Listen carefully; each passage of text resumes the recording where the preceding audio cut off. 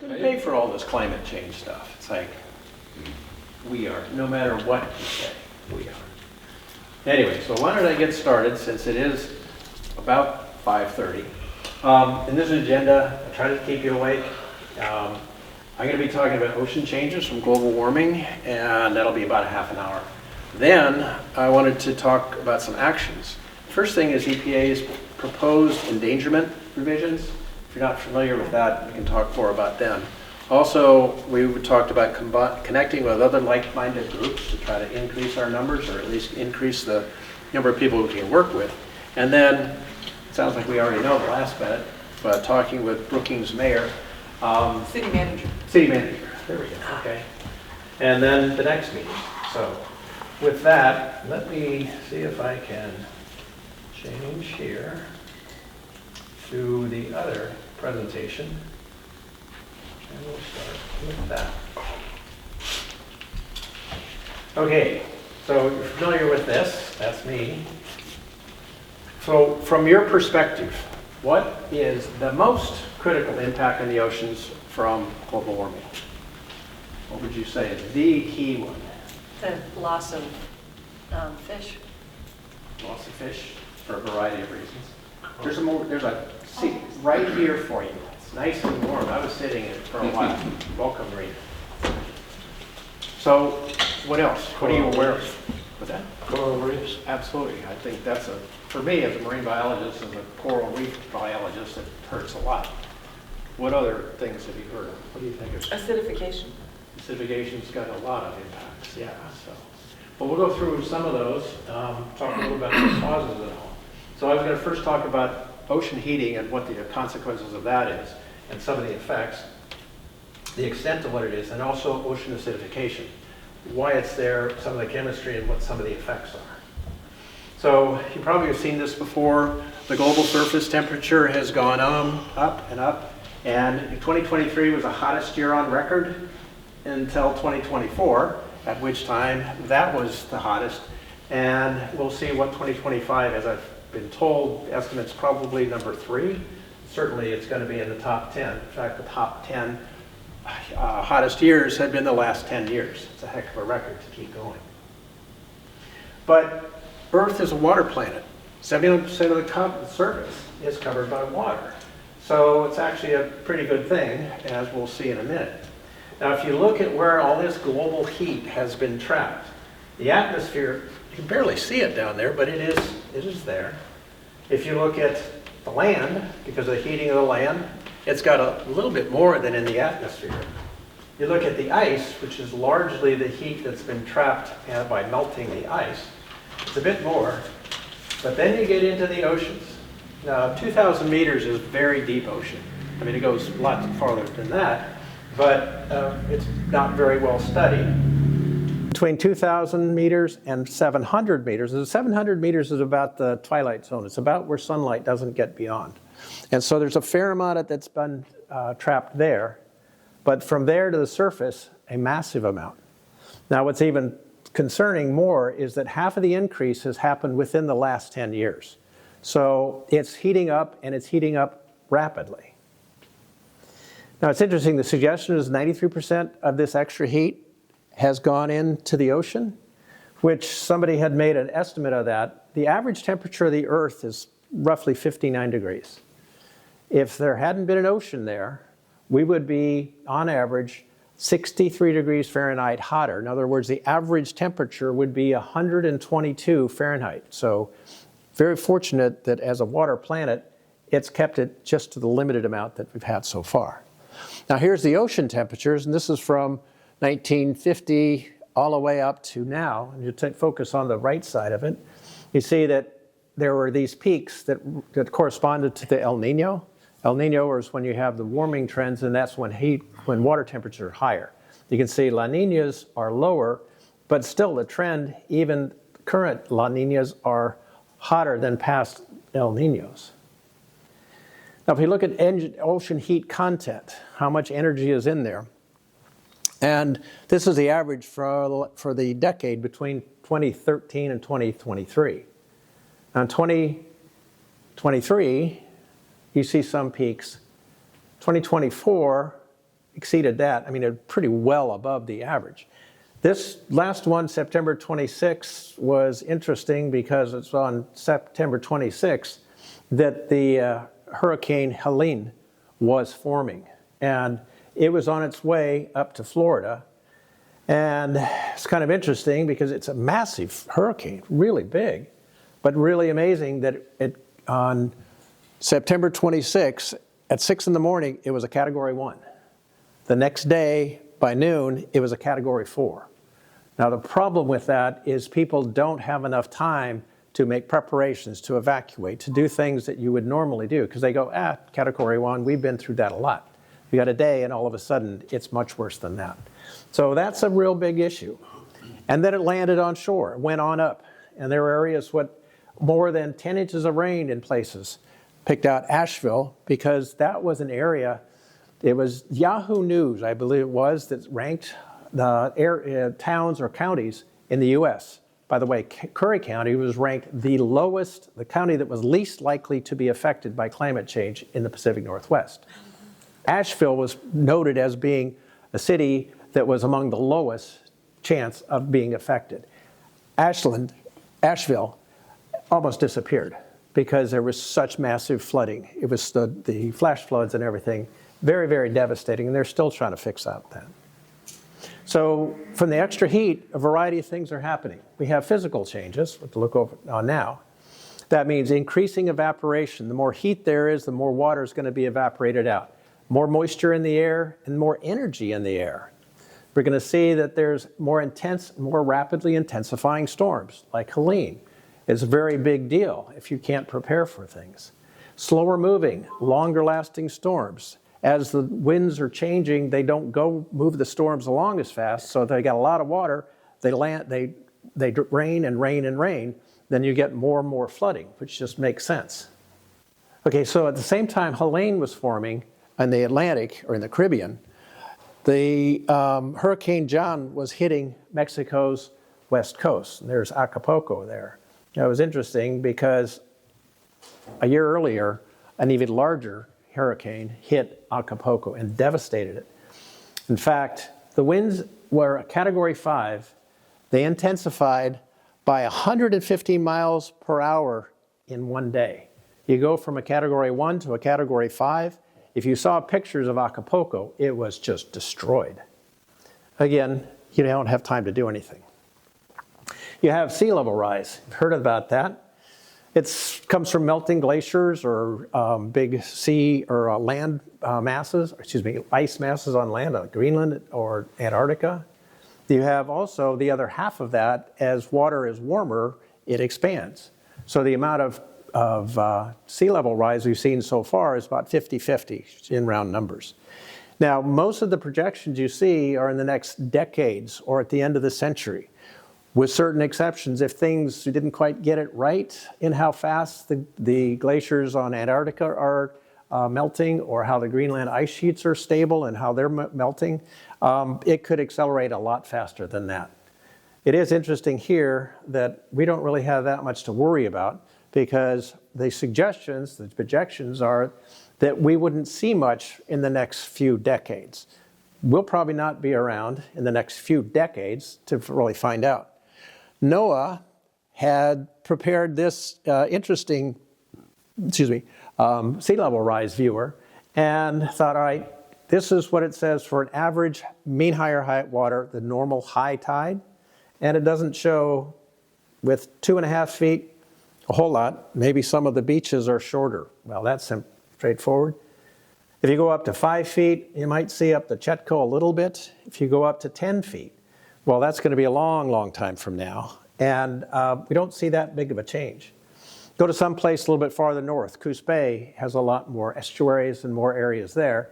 Back at what it is right now, you can see that, well, mainly in those green areas, there's going to be wetter. This up here is in the middle of the island, so that stays where it was. But we got here at 5 feet, you can see more areas that are consistently wet, and there's the wetlands around Coos Bay itself. At 10 feet, well, we lost the airport, lost basically all of the north jetty, And so that's a big, but that's likely to take a long time. But I don't know that you want to be investing in the next decades in the areas up there. Now, is there any place that you would be interested in seeing that sort of projection? Say that because here's a really interesting thing that NOAA has, at least right now, until climate change is wiped off the government servers. But where would you be interested in what sort of sea level changes there would? What city? Harrison, Idaho. I probably can say without much concern that it's not going to show a lot with sea level rise. What about? Olympia, Washington. Okay. Or Crescent City, which is a little bit more flat. Okay, let's see.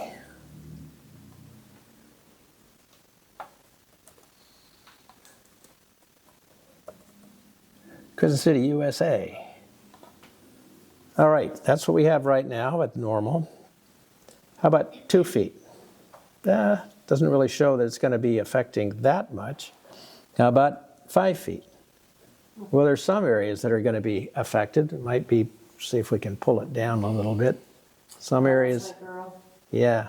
So that'll be more. So that'd be a bit of a concern. If we do it 7.5 feet, it's going to get a lot more. If we were to go 10 feet, so yeah, there would be a lot of effect there. But because it's fairly high relative to that, but again, it does not take into consideration storm surge. So when you have a big storm, that's going to be 2 feet, 5 feet on top of, already the storm surge is going to be sitting on top of that. So right now, if you walk the beaches here, you can see that those heavy waves in a winter storm can go way up the beach. Add 5 feet to that, and you realize that that's going to affect the coastal properties pretty significantly. Any other cities? Miami. Oh, Miami's a good one. Oh, come on.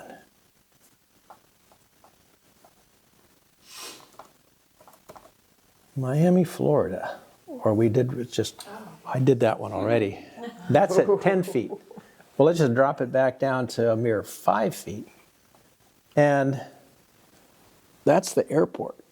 So, and again, with the hurricanes and what, a 15, 20 foot surge, you know, they already, and there's no Miami Beach there. Did you say Olympia, Washington? Yeah. I don't know how their waterways are affected by ocean, though. Yeah, I have a feeling. They're right on the Seattle, whatever Olympia, that body Washington. is. Yeah, Puget Sound. So this is, let's go back down to the current, and that's the areas we'd have. Let's see, move it down a bit. And let's jump up to 5 feet. Doesn't look like it's having that much of an effect. 10 feet, it's going to be moving it in a ways. There are some other low spots that would be affected. Here is the 5. So again, because of the steep terrain, it's nothing like the East Coast. So let me see if I can get back to the presentation. Let's see. Oh, wait a minute, are they on the coast? Or maybe Yeah, it's Galveston. Galveston's on the coast. Galveston. Galveston got destroyed by a hurricane back in the turn of the century, I think it was. Other century, the last one. Yeah, so here's Galveston. And let's look out a little ways. Look at the song when I hear them. Yeah. And let's see, how about a 3 foot change? Ooh, that's going to have some real problems. 5 foot change. But Galveston doesn't ever get hit by hurricanes, does it? Sorry, I know that. So yeah, you can see a lot of the coast down there is going to be really affected. So that's Texas. And Houston is up here somewhere. There's like Charles. Yeah, so you don't map that stuff. Or Idaho. 5 feet what they're showing now? That's 5 feet. And when would that happen? Was that? When's it projected to happen? Well, it depends. Some people say it could happen within 2 to 3 decades if the Antarctic ice sheets start melting. Other projections, it's going to be the end of the century. So So the way I was thinking about investing in dryland property now, that would be waterfront property soon, but not soon enough. probably for your grandkids for that investment. Will be a benefit to Always thinking about yourself, all right. Okay, another thing that happens because of the extra heat is changes in ocean currents. Now, you may have heard about the Atlantic Meridional Overturning Circulation, the AMOC. Now, the interesting thing about that, that's all part of what's the thermal haline circulation. I got schooled on this when I was doing an oceanography class a few years ago. And it was really amazing because the early oceanographers went all around the world and sampled the water, and they were shocked. They were surprised that there's an amazing amount of uniformity in the different physical characteristics around all the oceans. And that's because of this thermal haline circulation. As you kind of see with this, water gets moved around and then goes around all the way around to the different oceans. And so it's a good thing because it helps distribute nutrients, heat, various other things like that. You don't have the stagnation. Now, if we look more closely at the Atlantic Ocean, that's the AMOC they hear about. And it's really interesting as the water, surface water goes along here, it's going to be fairly hot. It's also going to be evaporating. So it's going to lose a lot of the water, but it leaves the salts behind. The more salts, the more dense it is. It's nice and warm. It stays to the surface. As it goes up there, as it gets higher up, it loses that heat, but it still has the salinity in it, so it gets more and more dense. By the time it gets up to the areas up in Greenland, it then is denser than the surrounding water, and it sinks down. That sinks down, goes way down, goes all the way to the bottom of the Atlantic Ocean, down to the bottom of that area. And as you saw in the previous slide, it takes a circle all around the world. Now, that's good if things work right. However, some of the studies, and I'll show you a little bit of a picture in a second, that it's losing its stability. And if it loses its stability, either how fast it goes or if it stops entirely, there's some significant problems with that. Now, here's a picture that depicts the current temperature increases on the Earth. And that little blue spot is the oddity, because why in the world is it not hot like the rest of it? The suggestion is that the Greenland ice sheets are melting and letting cold water come into there. That cold water is going to be fresh water. It's going to be sitting on the top. This is used to having the water up there being dense and cold and sinking down. Well, this is mixing with that, or it's making a layer. So that slows things down. Now, it's kind of interesting when you look at this. That water, that heat is coming over here and keeping a lot of Europe nice and warm relative to what it would be. That Barcelona and Chicago are on the same latitude. So if you've been a winter in Chicago, it ain't like Barcelona. Trust me, been there. Calgary is even worse. And so it can tell that if this slowed down, if this energy, this engine pushing warmth up to Europe were to slow down, Europe would get much, much colder. Of course, that heat's got to be somewhere. It's going to stay down here, so other parts are going to get much hotter. And that just throws a whole balance off. So who's to say what's going to happen after that? So those are overall changes to the currents. What about local? Yeah? Was that part of it when we talked about this before, when the waters in Florida got like 100 and some degrees? Yeah. Is that part of that whole thing? Oh, yeah. Well, it's a combination of the waters going across the Atlantic through the Caribbean and the Gulf of Mexico up by Florida. There's a lot of time be on the surface and heat up. So, yeah, it's all part of the overall systems. So localized changes in wind, that's of interest here. And the concern is it could upset the balance of upwelling. So again, we've got systems that are very well tuned and really adjusted to how things are. It's kind of a nice baseline. But if we start tweaking things, or if things start changing, things don't work as well. How many of you are familiar with upwelling? Have a good sense of it? Okay. Yeah, so it's really nice because when the summer winds blow down the coast, it means it's pushing the water along. But the interesting thing in the northern hemisphere, water will be pushed off to the side. Just sort of think of a crowd of people as you're pushing and somebody going to be pushed off to the side. And that's because of the Coriolis effect. It can't go to the left because there's the coast there. So as it goes off, its warmer surface waters have to be replaced, so you get deeper, colder, nutrient-rich water coming up. Now that's been out there for a long time. It's not real high in oxygen, but it has lots of nutrients because they've all sort of rained down. That's great because the phytoplankton use that, the phytoplankton get eaten by the zooplankton get eaten by the fish and such, so that we have really, really good fisheries. Now, the concern is that here is how things are sort of standard. The low pressure cells, it's warm here, it's cooler off there. We have the wind stress going here under right balance. If the heating happens inland, it causes more winds. The more winds, you have the enhanced greenhouse gases. We have the wind stress increases, so we have the offshore pressure being that much higher. It'll be increasing the upwelling, which isn't necessarily a good thing because it's finely balanced. With that, it can lead to increased algal growth, which may or may not be good. If it's not in balance, we can have algal blooms. Algal blooms can lead to eutrophication, which basically is just over-fertilization. They get in massive numbers, the algae in massive amounts, and that can cause some problems. It can result in low oxygen or no oxygen zones, which we'll talk about in a second, dead zones. And one of the reasons this became a big deal very recently is with the offshore winds. The suggestion was that, you put these turbines out there and they're harvesting that energy. That means there'll be less wind energy to move the water, less upwelling. Jack Barth actually last January gave a talk here on upwelling and it's a very good job. He's an oceanographer from OSU who's been studying this for 20, 30 years. He gave a very animated talk, really interesting.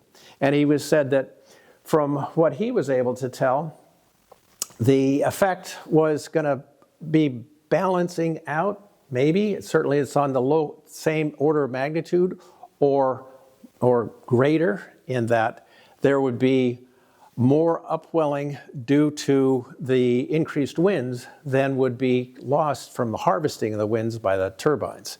But it was in, close sort of thing. With the local data, and this is very confusing, I'll admit, but here they said just for a measure, looking at the days that were above 90 degrees in Portland.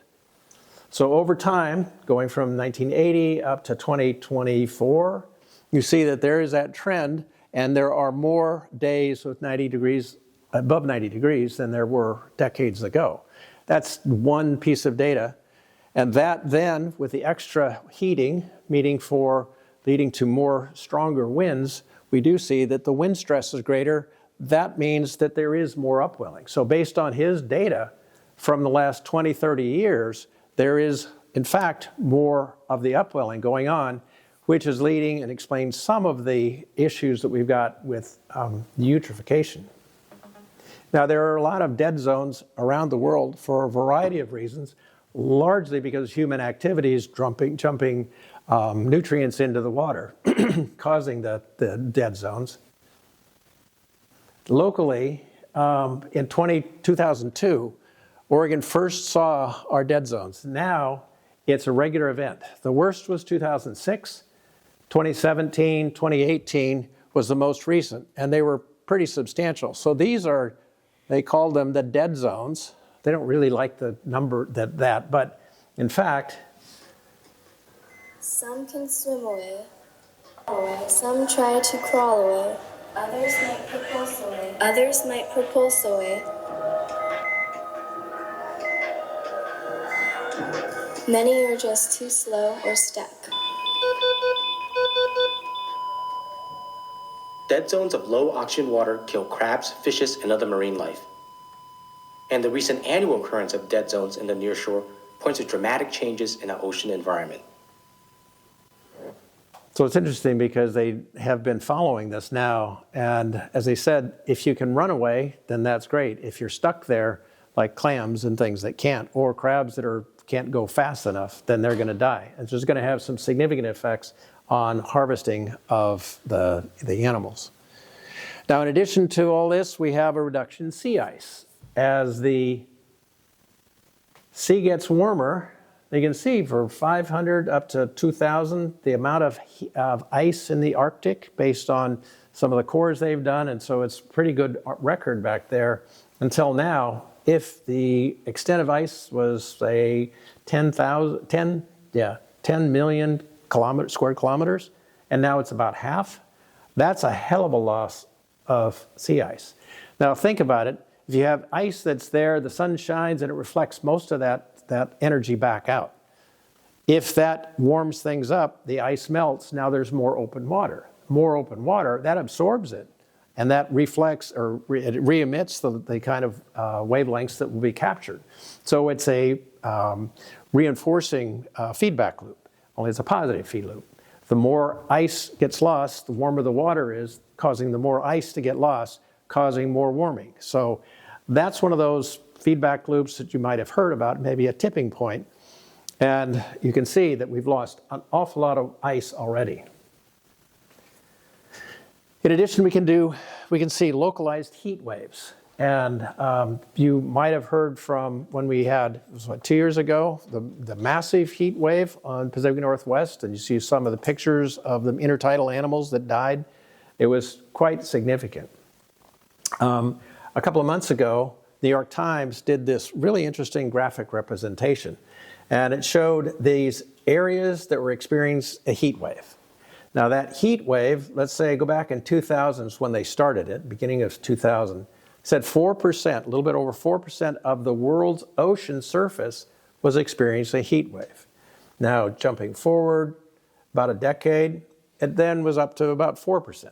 So not a lot until about 2016 when there's this massive spike. It's been referred to as the blob. It's off here, had a massive effect on the local fisheries. A lot of people were happy because there were fish that normally don't come up here. We're up here for fishing. But it also killed a lot of things, and it was affecting the amount of algae, algal blooms, and toxicity, things like that. Continue on. There we go. In February 2024, let's see if I can get back one. Yep. There, June 2022, it was down to about 20%. By February 2024, it was more like almost 40%. So going from 4% in a couple decades to 40% is a big, big deal. Not only do the warmer waters favor, cause other things, but they favor the toxic algae blooms, and they add into the formation of the dead zones. Got a bunch of things going on with this, clearly. Now, those are sort of around the physical changes, the heating. The chemical changes are not trivial. Now, warmer waters hold less oxygen. So if you're already kind of oxygen stressed and the water temperature will go up, you're going to be even more stressed for two reasons. There's going to be less oxygen in the water, and probably your metabolism will go up as well. So you're going to have even more stress from that. That adds to the hypoxic and the anoxic zones, the dead zones, sort of being a bit of redundant here. And then also chemical changes or acidification. We'll talk a little bit more about that shortly. Now the biological changes related to the marine heat waves are significant. As we saw with the video, mobile animals will move away if they can. The stationary ones will be in trouble.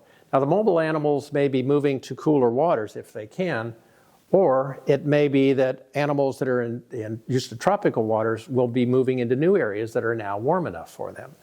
Now that can disrupt breeding cycles, food webs, migrations, various things like that. So biological systems are going to get messed up. 40 to 60% of the fish are at risk because they're too warm for the spawning and embryonic stages. The youngs are when they're at most risk. And so if you can't get the young spawning, you can't get the spawning to happen, you can't get the young to survive, you're having no adult fish to continue on. Like I said, many take advantage of the warmer waters, move to new areas. There's Dorado, which is mahi-mahi, or you might have heard of the dolphin fish. They are not dolphins, they are fish.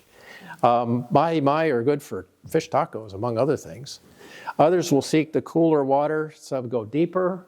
They'll head to northern waters, which is if you're a fisherman here and your gear is set up for getting things that are used to being found here, you may have to move with the fish, which many fishermen will do anyway, but then that disrupts other things like family life and your harvesting, who you offload your fish to, and various things like that. One interesting aspect about that is that there will be new fish species that will be here, and that what we need to do to adapt to this is finding ways of cooking those fish and making people to like new types of fish, be interesting types. Not only is it the prey that we're looking for, it's the predators. That's a Humboldt squid. You can tell by the size of the diver, that's a pretty big squid. And they are voracious predators. So if they move into an area that the fishermen are going to be normally capturing those fish, but the squid are up there in big enough numbers, that may just decimate your fish. In addition, it seems like gelatinous animals are more common. Jellyfish are increasing, suggested to be significantly. There are some things like this pyrosomes or sea pickle, which are actually more related to us than they are to crabs or lobsters, which is interesting. But that's a whole change in the ecosystem, which would have real problems for us. So, other things or migration things could change. Temperatures give different signals. Either the adults will delay going up the streams, they could get caught in storms. The smolt won't leave the streams at the right times. They may leave early, and if they leave early and they're used to a certain type of fish or a certain amount of algae or other food out there and it's not there, that's not going to work if they're not fully developed. So there are significant impacts like that. On a somewhat different note, we have sea turtles whose sex is determined by the temperature their eggs are developing in. Northern end of the Great Barrier Reef, 99% of all young green sea turtles are female. And that's because the water's too hot to allow for the development of males. Plants and non-mobile animals die, as we've seen. That leads to can lead to coral bleaching. Now here's an interesting graphic from, I did it in the 10th of April, and it shows coral bleaching. Here is no stress gets to that. Notice this part of Australia. That actually has a reef that is every bit as fantastic as the Great Barrier Reef on the east side. But that has seen roughly 95% of its corals have experienced bleaching, and they're concerned about it. They'll be in deep trouble. You can see off the the west coast of South America, that's the Galapagos right there. So it's going to be stressing a lot of places. That was a single point. This is the suggestion between April and July this year. And you can see, again, that part of Australia, this part of Indonesia, all these areas are going to have a very, very high chance of extreme impacts. Now, the coral bleaching is of interest to me. I mean, I spent a bunch of time over there in the Virgin Islands, and that's where I got to love coral reefs. And here's an interesting animation, if it'll go. This is over 10 days, so starting early August. Actually, I'm going to get to go diving right about there at the end of, for my birthday next year. And yet, I'm concerned that the corals will not be there. And I've dived in places where the corals have been decimated, and it's not much fun for a coral biologist, I'll say that. So, bleached corals. Great Barrier Reef's lost half its corals the last 30 years, increasing. They continue to have bleaching events. It's one thing to have it happen, then enough time to recover from it, but when you can't recover it, just repeated impacts. Okay, there we go. So in addition to the marine heat waves, we have increasing algal blooms, the red tides, we have the domain acid. How many are familiar with domain acid? So it's not good stuff. Domain acid poisoning is a neurotoxin. Domain is neurotoxin. Its symptoms are gastrointestinal disturbances, seizures, memory loss, or rarely death. So it's not good stuff to have. It is more common and more toxic in the warmer waters, and waters that are more acidic. So we kind of have a double whammy coming with this. It has a big impact on commercial and recreational harvest of animals. In fact, 2 years ago in February, 2 years ago, the opening for harvesting Dungeness crab was pushed back to February, which means you've got a very short time window to do your harvesting. The razor clams are routinely closed. Any of the other filter feeding clams are closed. Mussels, if you harvest mussels, you have to pay attention to that. The Oregon Department of Agriculture tracks those, so you can, if you do go out, harvest, do foraging, be sure you check on those. Now, the domainic acid is produced by diatoms, that's a particular species, Pseudonychia. So the clams filter the diatoms, and the clams concentrate the toxin. Crabs eat the clams, and they concentrate the toxin. Now, a good thing is that the crabs it takes a long time for the toxin to go from their gut to their muscles, which means for here, we can still eat the crabs as long as we know it's not too high, it hasn't moved into their muscles. And the Department of Agriculture checks for that, so that's good. However, the crabs that the fishermen get the best prices for are over in Asia. Asians won't take them when the domainic acid is high because they cook them in a small amount of broth and in water, and they use that broth for making other sauces.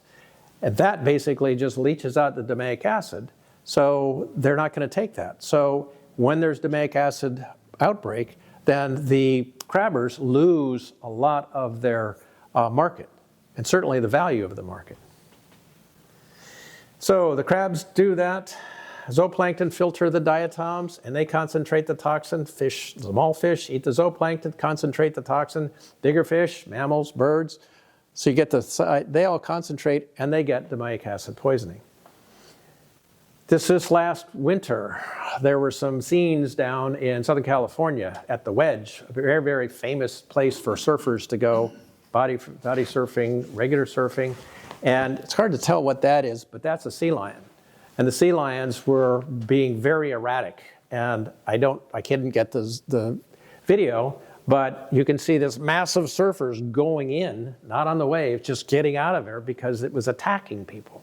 So they were seeing lots of sea lions, other cetaceans. We've got the whales, various other animals that were being washed up and dying. It was the worst sort of rescue that the rescue people down there have had to do in decades. So, more locally, what we've had, you can see this is a temperature. You see that there's some not very, very warm water off the coast. So it's just throwing everything out of kilter. Okay. Global warming's forgotten cousin, because in the ocean, we can worry about this, which is the ocean acidification. Now, without going into a whole lot of chemistry, I'll touch about that in a second. But right now, we've put so much CO2 in the ocean, it is 30% more acidic than it was. Now, just as we wouldn't do well with eating a lot of acidic foods or bathing in acid, it's same sort of things happening. So we see the atmospheric CO2 goes in, it dissolves into the water, and it combines to make carbonic acid. Now, the carbonic acid, the way the acids work, becomes an acid, they fall apart. And that is the bicarbonate ion, sodium bicarbonate. You're familiar with that. You put it in water and it'll do this, and that is a buffer. You have hydrogen ions. Now, the hydrogen ions are interesting because they want to go grab onto things. They grab onto the carbonate ions, and they go make bicarbonate. Okay, so they want to do that. They're scavengers. Problem is that cells, corals, various other things need to get calcium and these carbonate ions together to make calcium carbonate, make their shells. So if you put a lot of this in here, it scavenges it that way. There's less that goes in for the shells. Simple chemistry, actually. Now, here's an interesting curve, which is called the Keeling curve, because Dr. Keeling started in 1938, and up here at the top of the Mauna Loa, he started measuring the carbon dioxide concentrations in the air. Incredible long history of those measurements. In fact, that his son has taken over and has continued until the funding for this program, NOAA has been, well, it wasn't so much cut as they sold the property. So they're going to stop this. Stopping from 58 to 2004, that an incredibly long history of that information is going to be sad to leave. This was in the ocean, and the green is the carbon dioxide in the ocean. Makes sense. It's paralleling what's in the atmosphere. That is the acidification. It's the pH of the water. So you can see the pH is dropping. Now the interesting thing is pH is kind of weird. It's a logarithm. And so a small change, that actually is a huge change in the amount of acid that's there. So typical pH is about 8.1. You can see it's getting down there. Well, locally, you can see these sort of hot spots. We're at 8.1, 7.9. And that's got a big consequence to anything that's trying to build a shell. Again, the larvae are the big problem, because if larvae can't build their shells, you can't grow. And that happened a few years ago in the oyster beds up north. And they discovered there were no larvae, and found out the seawater was more acidic than the larvae could tolerate. So here is a normal oyster larva. That's one with just a small amount of acid in the water. And so they had to do buffering of the water coming in so that you could have the larvae spawn. Now, it's not just oysters. You have crab larvae. This is an interesting critter. It's actually a marine floating snail. It lives out in the ocean. It's called a pteropod. Now that they've been able to see, they have ragged edges and other things that mean the shell is deteriorating. That's a big deal, because that's a favorite food, one of the main foods for salmon. And so salmon and others that are out there foraging, if they don't have food, then you don't have salmon developing. So adults expand more energy to form the shells, so it's not just the babies, but it means that if you're waiting for the crabs to get bigger, they use the energy to build the shells as opposed to build up their muscle. That's a problem. If they don't have as much energy, they can't swim as well. Salmon also lose their sense of smell when the water is more acidic. Well, you're not getting as much food, you can't smell things, you can't avoid predators, you can't find your home streams. Little bits, but over time, those little bits are significant. And don't even get me started on plastics. So, that's a whole nother discussion. Anyway, so in summary, CO2 and other greenhouse gas emissions are the cause. The result, hotter air and hotter oceans, more intense or persistent and deadly storms, local heat waves, changing ocean currents, ocean acidification. Solution, stop burning fossil fuels. Questions? Oh, I went on too Good luck long. with that one. Yeah, Stop burning fossil fuels I agree. right now. Even Kathleen's got no question. No. Yeah, It's just very depressing. I know. That's why I'm tempted not to give talks like this, because but it's real hard to give the upbeat, hey, climate change is doing great. But to fishermen, they're the ones out there all the time. Are they not seeing this and raising alarms, or are they just pretending it's not happening? That's a very good question. I don't know if I've mentioned to you, but it was a few years ago, I gave a distilled version of this to the Oregon South Coast Fishermen's Association. And I was told, don't say climate. So I got through the whole thing and never really said climate. But as I was talking about changes and the acidification and the dead zones, and I had a lot of people going, yep, Many of them had MAGA hats on. So it's like what they see, what they experience, what they're aware of, what they want to acknowledge, I can't say. I can't say with any validity, any certainty. But they're not stupid, and they are very well tuned to what's going on in the ocean. And that actually kind of leads to one of the other things that I wanted to talk about, which is how do we get civil communications going to say, all right, without saying, you're a liberal, you're a MAGA, you're a this, you're a that, you're a horrible person, you're a wonderful person, whatever. What are they actually seeing? What are they feeling? What do they understand?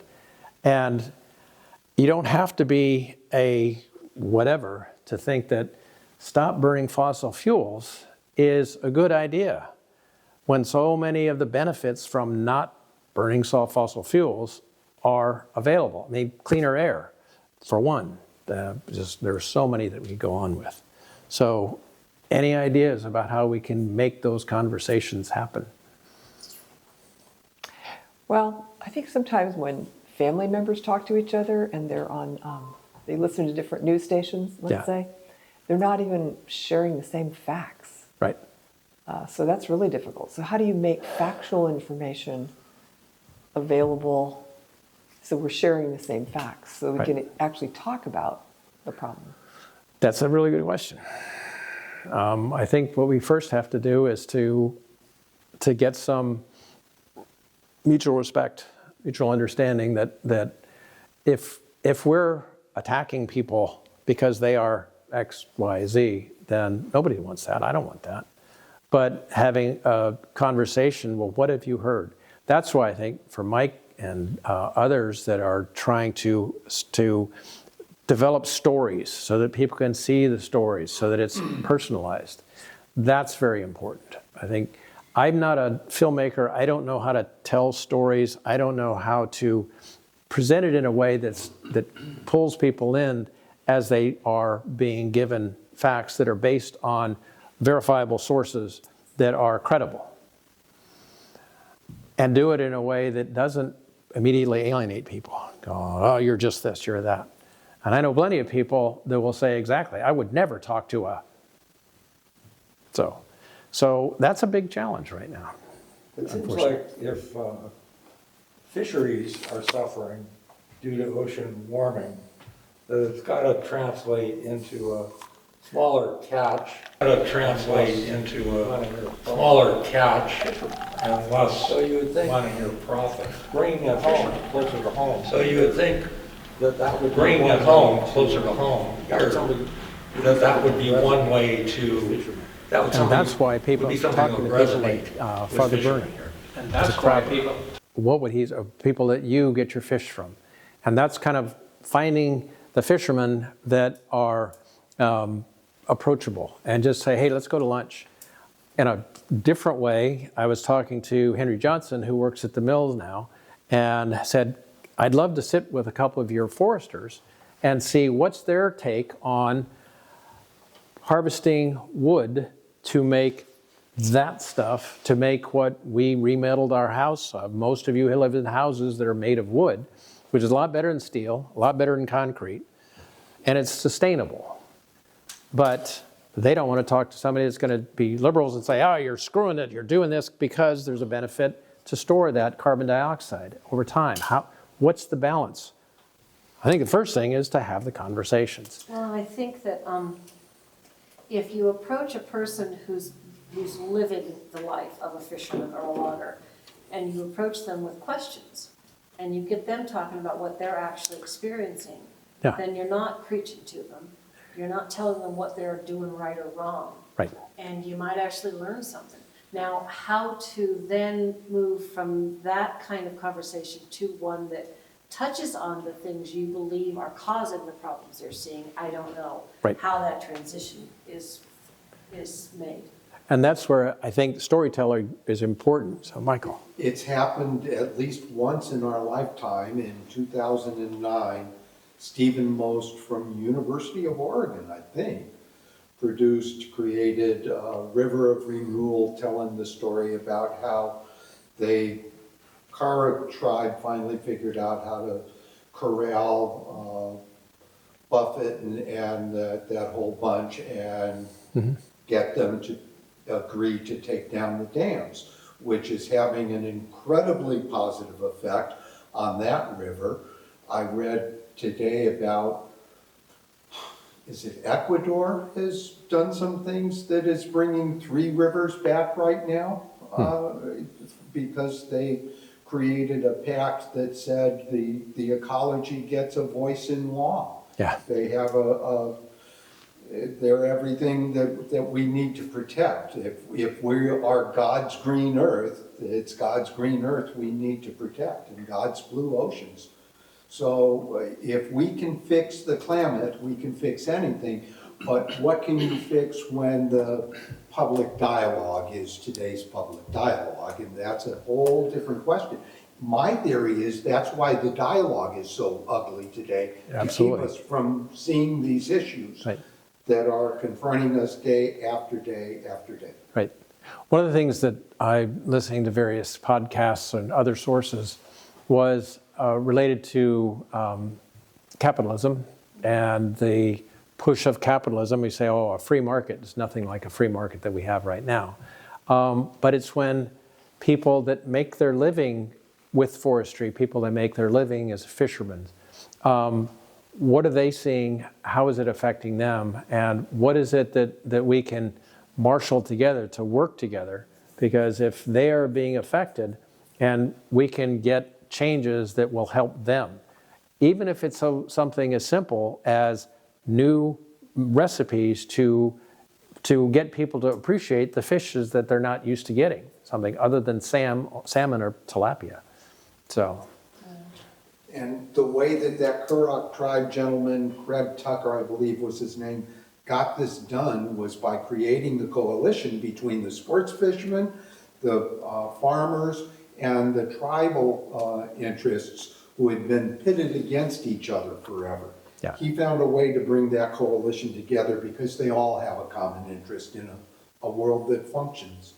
And that's what's frustrating. It seems like we have way too many people that benefit by this division.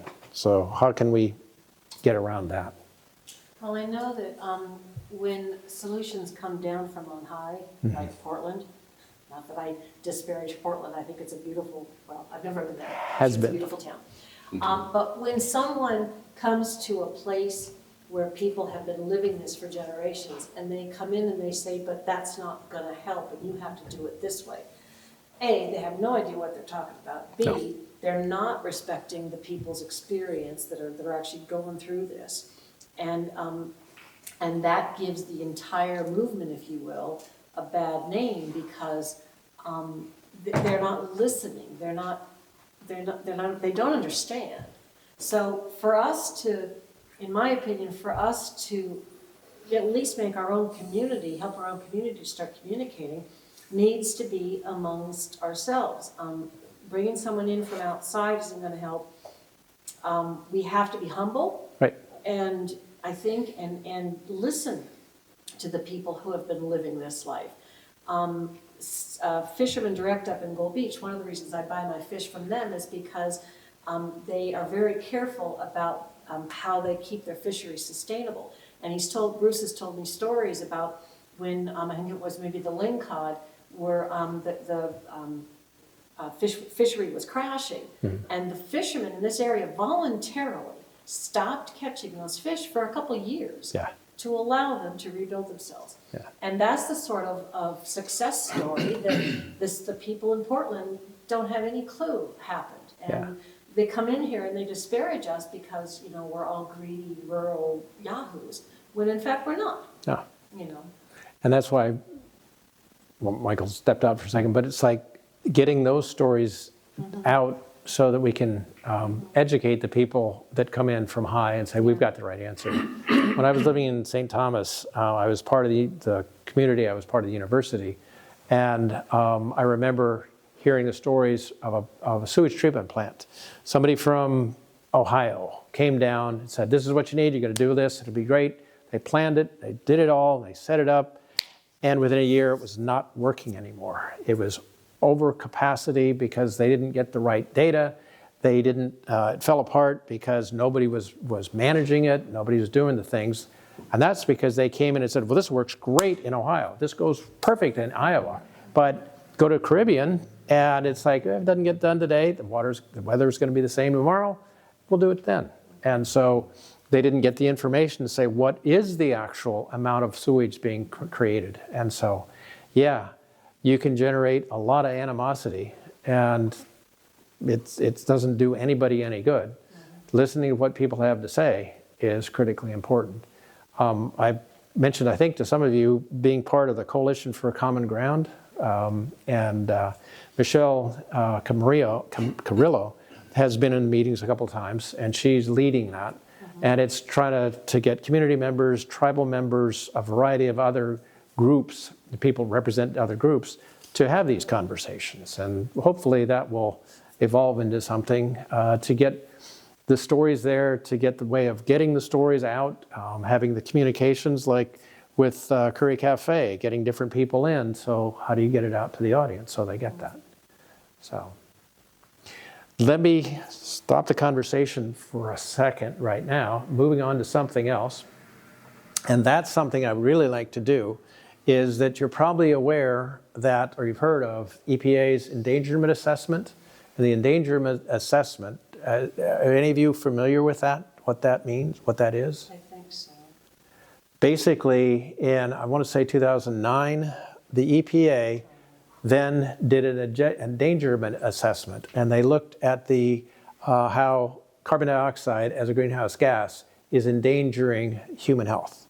And by having done the science and presented that, they were then able to have and I'm not sure if it's Congress, but they were able to say carbon dioxide is a greenhouse gas.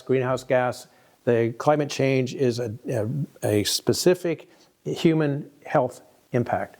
And so then that allowed there to be the regs and everything else to regulate greenhouse gases. The current administration, the current EPA, has redone that. Only the consensus by the scientists that study this stuff, that put it together, that know what's going on, say it's bad science, it's cherry-picking information. And so right now, there is what they call the reconsideration of 2009 endangerment finding and greenhouse gas vehicle standards, specifically to vehicle standards, but then that gets it broadly to everything else. Why does it matter? Because the elimination of that finding could remove underpinnings of all climate action. So if you think that the administration has done a good job at gutting renewable energy, this would make it even more substantial. So what can we do? We can submit comments to the EPA. As jaded as I am, I think we need to do that. The issue is... What's the deadline? I've got it here, but it's in a few weeks. So we can write email, call congressional representatives, tell everybody you can, send an email to the administrator of the EPA, make our voice and opinion heard. Now what I'm going to do is to go through, and I asked Karen to bring some pieces of paper, some tablets, and if you don't have any, and look at some of the tips for writing an effective public comment. And then what are the things we could do to help you, and it's all of it to help us submit our comments. They don't have to be scientifically rigorous or anything like that. It's you tell your story to the EPA and say, don't do this. This is why we'd like to have that happen. Now, when you do it, you need to reference the correct docket ID. Now, I've got PDFs of these, and I will send everybody a PDF of it so you don't have to take these notes.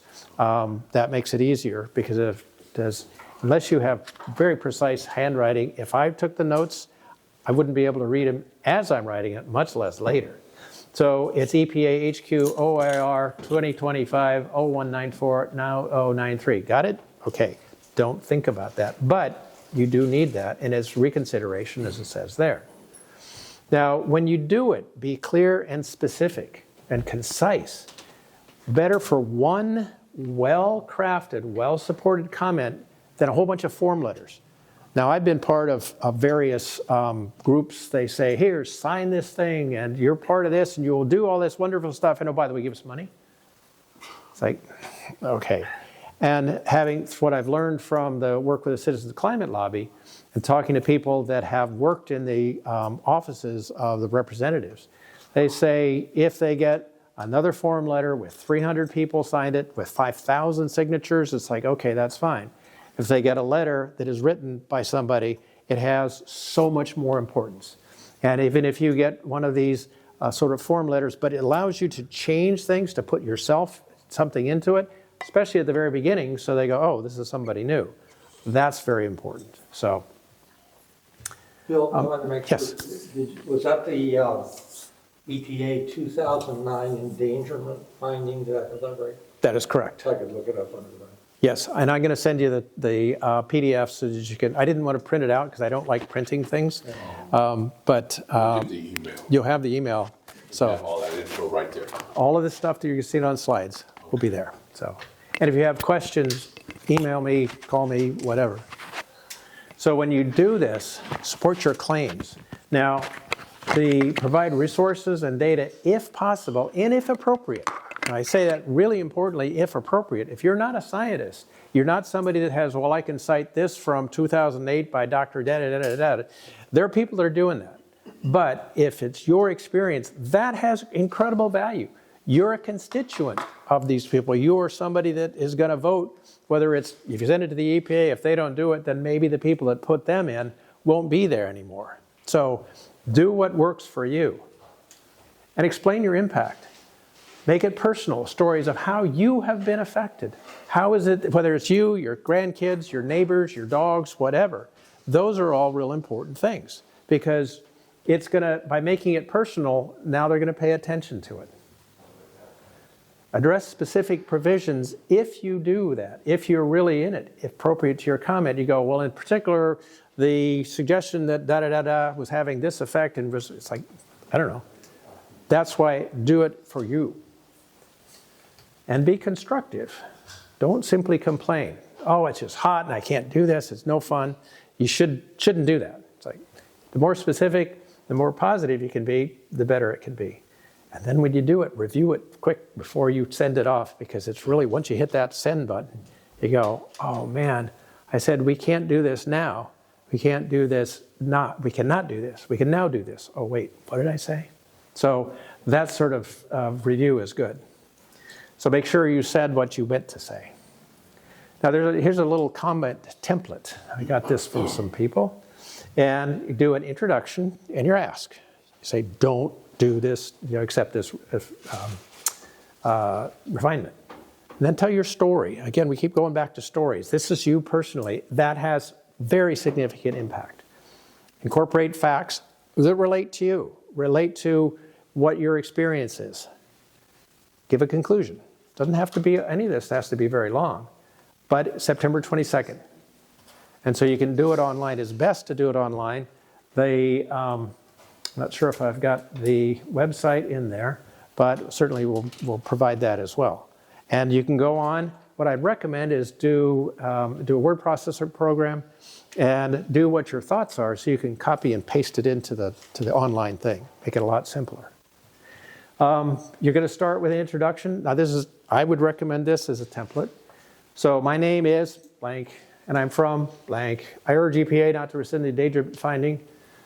Now, I don't like presenting this because then they'll see a bunch of these, and so Not verbatim, yeah, in other words. yeah. But you do want to give your name. You do want to say where you're from, and what you really want to do is to convey your concern about this and why they need to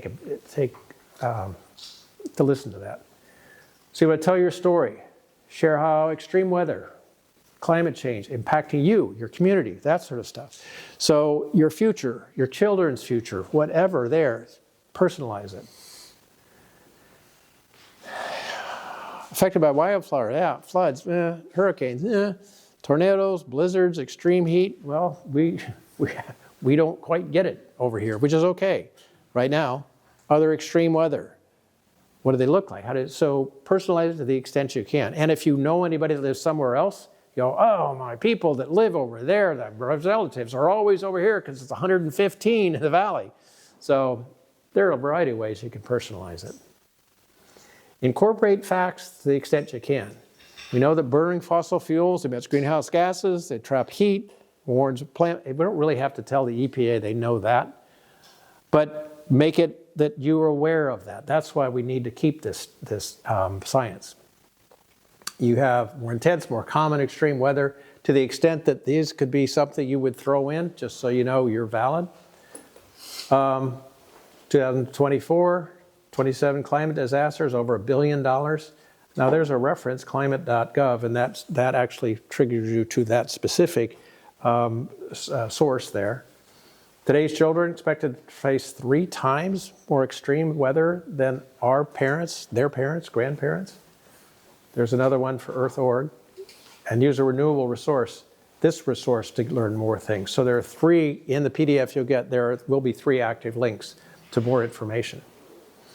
And then give a conclusion. Say what you want. I oppose this stuff. Don't do it. And make it simple. Short and sweet is best. So that's my pitch